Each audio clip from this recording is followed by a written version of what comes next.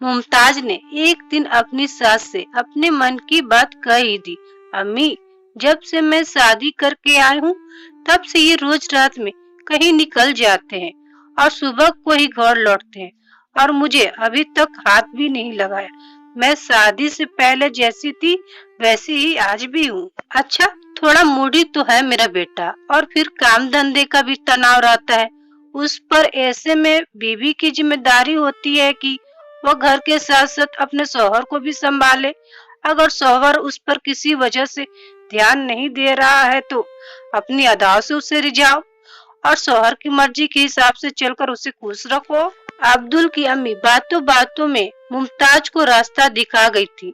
आज शाम को जब अब्दुल घर आया तो मुमताज ने होठों पर गहरे रंग की लिपस्टिक लगाई हुई थी और मैरून रंग का लिबास पहना हुआ था। मुमताज को देखते ही अब्दुल को भी यह एहसास हो गया था कि आज वह कुछ अलग लग रही है।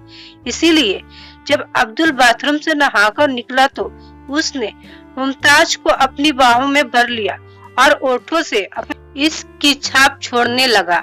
अब्दुल ने अपने होठ आगे बढ़ाए, पर इतने में अब्दुल का मोबाइल बज उठा। ऐसे वक्त किसी का भी फोन आना अब्दुल को अखर रहा था। अरे मुमताज, थोड़ा काम याद आ गया है, अभी निपटा कर आता हूँ। भला अपनी नई दुल्हन को इस तरह छोड़कर जाता है कोई? और फिर ये इस तरह से कहाँ चले जाते हैं? गहरी सोच में पड़ गई थी मुमताज। अगली सुबह तकरीबन 9 बजे की बात है। जब मुमताज अपने कमरे से बाहर आ रही थी तो उसने बरामदे में नौकरानी सबरीना और अब्दुल को एक साथ खड़े हुए देखा। वे दोनों बहुत धीमी आवाज में एक दूसरे से बातें कर रहे थे। उसी समय अब्दुल ने अपनी जेब से कुछ पैसे निकाले और सबरीना को दे दिया और सबरीना ने जल्दी से वे पैसे अपनी कुर्ती में रख लिए। मुमताज एक पल को ठिठक गई थी। क्या अब्दुल और सबरीना के बीच कुछ चल रहा है? अरे मुमताज, जिस नेक शौहर ने अपने काम के आगे अभी तक तेरे कुंवारे जिस्म को छुआ तक नहीं है, वो भला एक नौकरानी के साथ? तू भी ना जाने क्या क्या सोच लेती है। अपने सिर को पटक कर अब्दुल की तरफ मुस्कुराते हुए बढ़ गई मुमताज। एक दिन मेज पर कुछ कागजात सही करते करते एक पुरानी किताब नीचे गिर गई और उसमें से एक तस्वीर बाहर निकल गई। मुमताज की नजर उस तस्वीर पर टिकी तो हटी ही नहीं। हटती भी कैसे? यह तो उसके शौहर अब्दुल की तस्वीर है, जो सिर पर सेहरा बांधे और किसी और के साथ है। मतलब अब्दुल की शादी पहले भी किसी और से हो चुकी है। आंखों में आंसुओं का सैलाब लेकर मुमताज दौड़ी दौड़ी अपनी सास के पास पहुंची। अम्मी, यह क्या? यह इन दोनों के साथ है? क्या अब्दुल पहले से ही शादीशुदा है? एक साथ कई सवाल मुमताज के जेहन में घूम रहे थे। बेटी मुमताज, हमने तुमसे यह राज जरूर छिपाया है, पर यकीन मानो हमारी मंशा कुछ भी गलत नहीं थी। अब्दुल का निकाह जिस लड़की से हुआ था वह दिमागी रूप से बीमार थी। उसके घर वालों ने अपने सिर की टालने के लिए हमसे झूठ बोलकर अब्दुल के साथ अपनी लड़की को बांध दिया। पर अम्मी, जो धोखा आपके साथ हुआ वही आप लोग मेरे साथ दोहरा दिए। आप लोगों ने हमसे यह बात क्यों छिपाई? हमें यह बात बताने की जरूरत भी नहीं समझी। अब्दुल का बीता समय ऐसे हादसे से भरा है, और क्या आप लोगों ने इस तरह राज छिपाना मेरे और अब्दुल के बीच तलाक की वजह नहीं बन सकता है? मुमताज बेटी, तुम्हारा गुस्सा जायज है, पर जरा यह भी तो सोचो कि अब उस लड़की का अब्दुल की जिंदगी में कोई वजूद नहीं है। वह लड़की एक दिन पता नहीं घर छोड़कर कहाँ चली गई। हम लोगों ने चारों तरफ उसे बहुत ढूंढने की कोशिश की, पर वह नहीं मिली। अब्दुल की अम्मी ने लंबी सांस लेकर बोलना जारी रखा। वह तो भला हो डॉक्टर खां का, जिन्होंने इस हादसे से उबरने में अब्दुल की मदद की। अब अगर तुम उसे छोड़कर जाना चाहती हो तो जा सकती हो। मेरे अब्दुल के नसीब में औरत का साथ नहीं है शायद। अम्मी की आंखों में आंसू तैर आए थे। मुमताज अपने कमरे में लौट आई और अपने आप को घर के काम में मसरूफ कर लिया। बेटी मुमताज, मैंने तुम्हें डॉक्टर खां के बारे में बताया था ना? जिन्होंने अब्दुल का इलाज किया था, उनसे हमारे घरेलू संबंध है और वे लोग आज शाम को हमारे घर आने पर आ रहे हैं, इसलिए कुछ अच्छा सा बना लेना। अम्मी ने कहा। जी अम्मी ठीक है, मैं सब संभाल लूंगी। दिन भर किचन की मेहनत के बाद शाम को खाने की मेज पर जब उसके बनाए खाने की तारीफ होने लगी तो मुमताज के दिल को सुकून मिला। अरे मुमताज, जरा हमारे साथ भी बैठ लो। मिसेज खान कहते कहते उठकर किचन में आ गई थी। प्यार तो खूब करता होगा अब्दुल तुम्हें? मिसेज खान ने पूछा। जी अभी तो इन्हें काम में काफी देरी हो जाती है और फिर मेरे पास भी काफी काम रहता है। ऐसे में आगे की बातों को मुमताज ने मन में ही रोक लिया। अच्छा तो यह बात है, कोई बात नहीं, मैं तुम्हें ऐसे नुस्खे बताती हूँ जिनसे तू अपने शौहर के दिल पर राज करेगी। मिसेज खान ने मुमताज को अपने शौहर को बस में रखने के गुर बताए।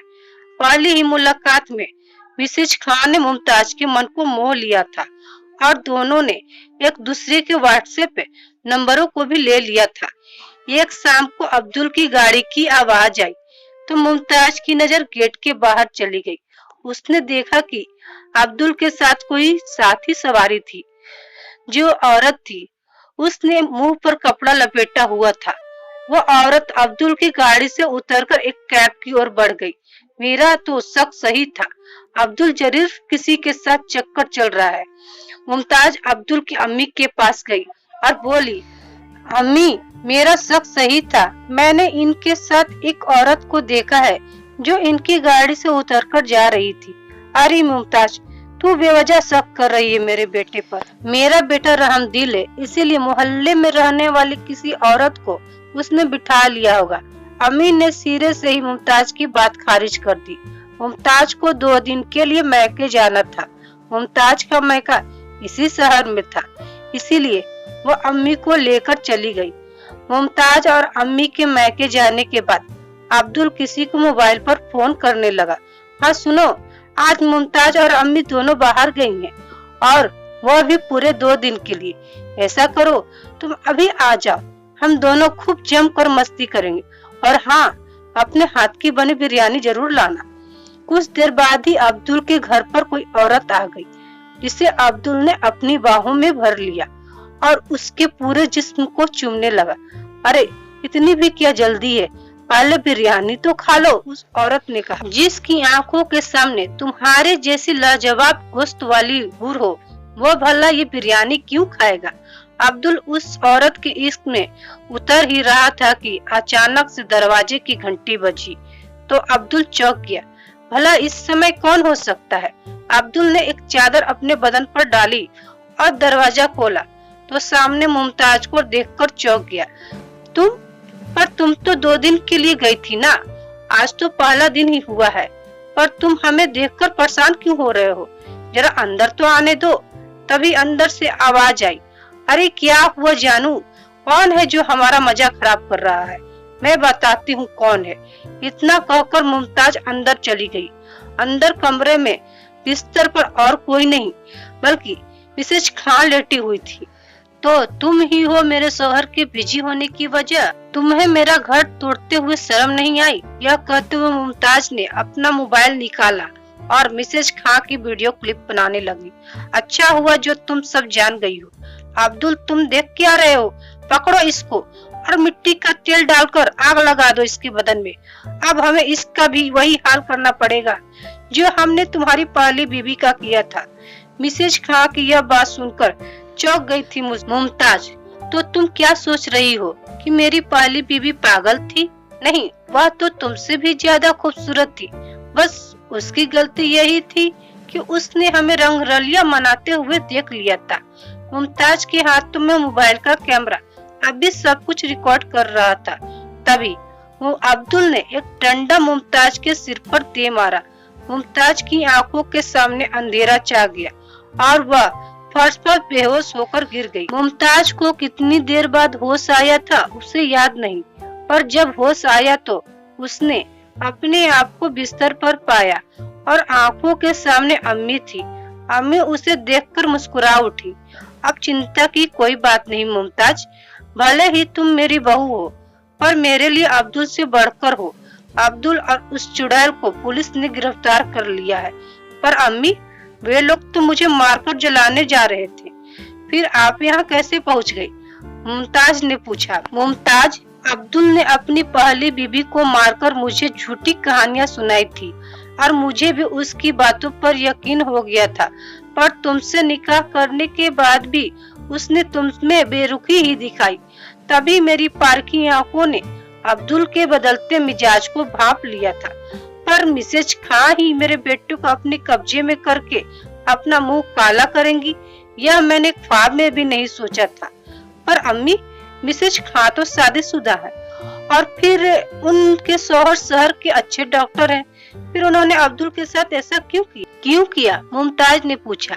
क्या बता मुमताज, अगर औरत अपने जमीर को ऊंचा उठाती है तो वह आसमां की बुलंदियों को छू लेती है। वह अच्छी माँ बनती है, अच्छी बहन बनती है और अच्छी बीवी भी बनती है। और अगर वह नीचे गिरती है तो गड्ढों में गिरती ही चली जाती है और मिसेज खां बन जाती है। औरत का यह रूप भी होता है और एक औरत ऐसी भी होती है। आशा करती हूँ कि आपको यह कहानी पसंद आई होगी। आपको यह कहानी पसंद आई तो लाइक जरूर करें और आप हमारे चैनल पर नए हैं तो सब्सक्राइब जरूर करें। धन्यवाद।